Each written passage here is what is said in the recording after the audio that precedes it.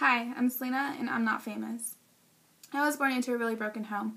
My biological mom was a drug addict and a prostitute, and when I was really young, she abandoned me and my siblings, and that was the start of foster homes for us, and that was really hard.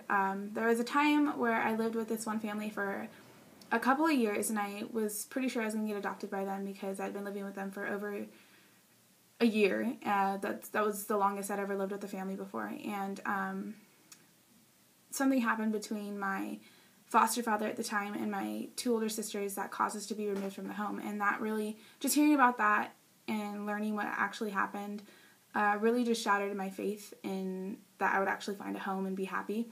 So I started putting up these walls, and I became really angry and just bitter and hateful. I didn't like myself, and I didn't like anybody else either. The only people that I trusted were my siblings because they were the ones who were always there for me. They were my stronghold. When I was around 7 years old, I got sent to live with this family. They were really strong Christians, and they wanted children. And so they took me, my brother, and my brother ended up leaving, but it still took a long time for me to actually let them in and let them love me because it was hard for me. I didn't trust I didn't trust them, and I always felt like, if I try to let my guard down a little bit, they're just going to send me away. So, but they didn't. They just kept loving me and telling me that they loved me and that they wanted me to stay and that they wanted me. And just hearing that was really good to hear. And I accepted Christ when I was around 8 years old. And during the time from when I was 8 to going into middle school, I really expected God to provide for me, and He did.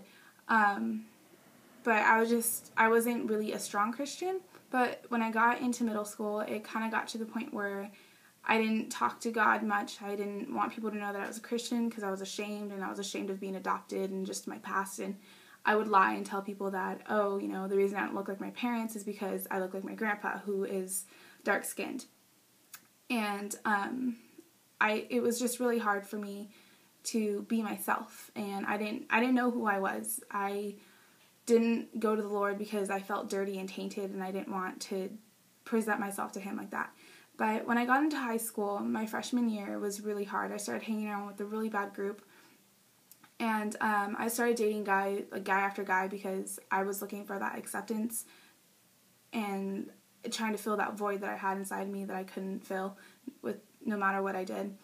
I started to act out, and my grades started slipping, and I was doing really bad in school, and that happened for a couple of years. And I just went through this time where I was in such pain. I was like, God, why would you do this to me? Why did you let this happen and to me? And why? Like, why? Just why? And I was so mad at Him, and I didn't want anything to do with Him. I started to do really self-destructive things, and by the time I was a junior, my parents finally realized that she needs a therapist. So they got me a therapist, and I had to switch schools because there was no other options for me. And when I switched schools, I really hated it. I hated the transition because I didn't, all my friends were at my old school. Well, a couple months after being at my new school, all my friends started talking crap about me and just, saying horrible things and doing horrible things. And it was just really hard, and I started losing every single friend that I had. And even at my new school, the new friends that I made, they found out, and they were like, oh, we don't want to be friends with her. So they left, and I was really alone. But therapy, it was a blessing because my therapist was actually also a Christian, and that was awesome. But even though I managed to get some closure on some things that I knew weren't my fault, but I just didn't know how to deal with them, and I was able to figure out some stuff in my life, I still was really empty inside, and I still didn't go to God for help. When I was going into my senior year, my mom decided that she was going to send me to a Christian horse camp. And I had been before, but it had been a few years since I had been last, and I was really nervous. But when I got there, I was even more nervous because I was the only senior girl there, and the rest of the girls were freshmen or sophomores, and they all seemed to come from fairly, normal families, and they had normal pasts and normal backgrounds. And I was just thinking to myself, oh, here I am again, black sheep. And throughout the week, I heard a lot of the girls' stories, and there were two that really stuck out to me.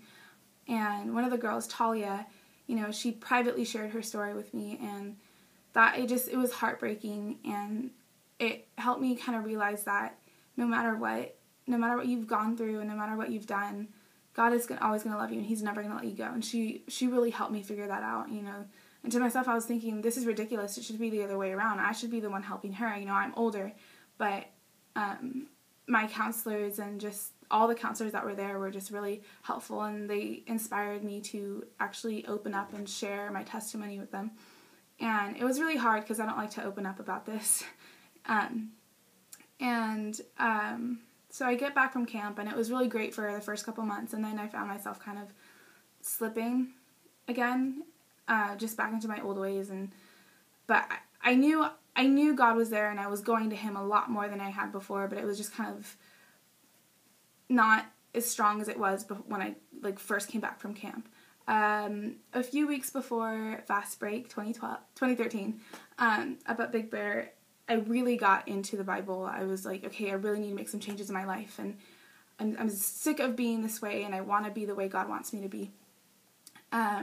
So then my mom again surprised me by sending me to Fast Break up at Big Bear, and it was miraculous. It really was. It was amazing. It was incredible.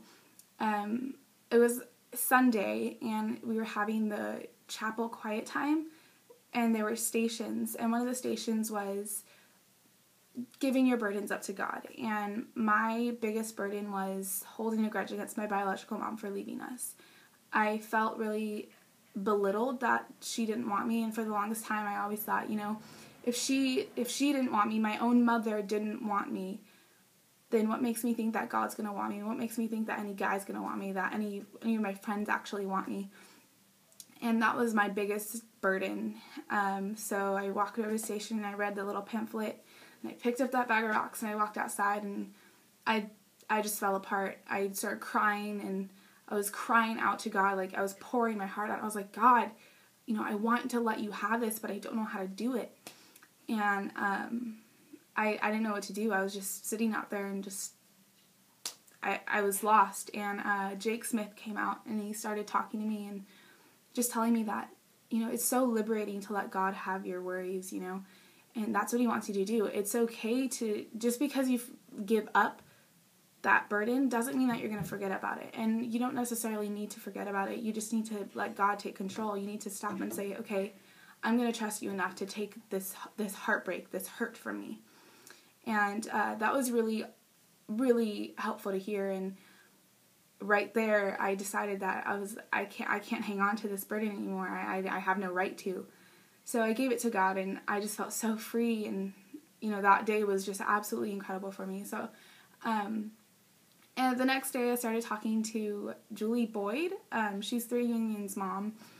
And I was telling her about my testimony, and just the stuff that she said to me afterwards was really inspiring and really helpful. Like, to hear someone tell me that God was working in amazing ways through me, and that He put me through those situations to make me stronger. Nobody had really ever told me that before, and just to hear that was really encouraging, and it was just super nice to hear. So I'm Selina, and I'm trying to live for God in the best way that I can. And I'm Selina, and I'm not famous, but I know who is.